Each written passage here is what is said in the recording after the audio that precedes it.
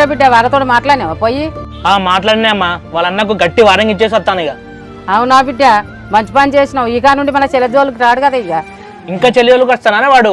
వాళ్ళ అన్న ముందే గట్టిగా మాట్లాడి వారంగా ఇచ్చేసి వచ్చినా ఇక. ఇంకొకసారి మన చెల్లెజోలికి రానా అని చెప్పేసి ఆ పిల్లోడు వాళ్ళ అన్న ముందే మాట ఇచ్చిండే మనకు. మంచి పని చేసినావు బిడ్డ. విన్నావా బిడ్డ? చూసినావా? ఇంకోసారి మన జోలికి పోవద్దు, మనతో మాట్లాడద్దు. సరే అమ్మా. చెల్లె వాళ్ళ అన్న వాళ్ళ తమ్ముని కంట్రోల్ పెట్టుకుని మాట ఇచ్చిండే. నేను కూడా నా చెల్లెని కంట్రోల్ పెడతా మాట ఇచ్చిన. నువ్వు నాకు తెలియకుండా నేను చేసినావు అనుకో, నా ఊళ్ళో మొత్తం నా ఇజ్జత్ పోతా చెల్లె, చెప్తాను ముందే. చెల్లె కూడా చెప్తాను, గుర్తుపెట్టుకో. నాకు తెలియకుండా గేట్ దాటద్దు. కాలే పోలేదు, చదువులేదు, ఏం లేదు. తిని ఇంట్లో పడుకో, అర్థమైందా?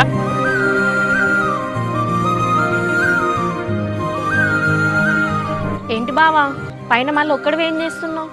ఏం లేదే, ఇక్కడ అమ్మా నాన్నకు దొరుకుతున్నాయేమో అని చెప్పేసి తెగ టెన్షన్ పడ్డా. వాళ్ళు అన్నైతే ఏం లొల్లి చేయలేదే. నిజంగా ఆ గన్న మీద గట్టెక్కిన, జస్ట్ మాటలు వెళ్ళిపోయింది అంతే. వాళ్ళ అన్న లొల్లి చేద్దామని వచ్చిండు బావా, పెద్ద బావ వల్లనే లొల్లి ఆగింది. అవునే, నిజంగా మా అన్నకి చెప్పినాక ఇట్లా రియాక్ట్ అవుతాడా అనుకున్నా కానీ ఏమనలేదు, అర్థం చేసుకున్నాడు. నిజంగా మా అన్నకు ముక్కాలనే తల్లి. బావా ఇప్పటికైనా జాగ్రత్తగా ఉండు, ఏదైనా చేసే ముందు ఆలోచించుకొని చెప్తున్నా. సరే కానీ వదనకేమైనా డౌట్ వచ్చిందంటావా నీ విషయం మీద? నువ్వేమైనా చెప్పినావా? అలా ఏం లేదు బావా, అక్కకేం డౌట్ రాలే. వాళ్ళ అన్న వచ్చినప్పుడు అక్క ఇంట్లో పడుకొని ఉంది, నేను కూడా ఏం చెప్పలేదు ఇక.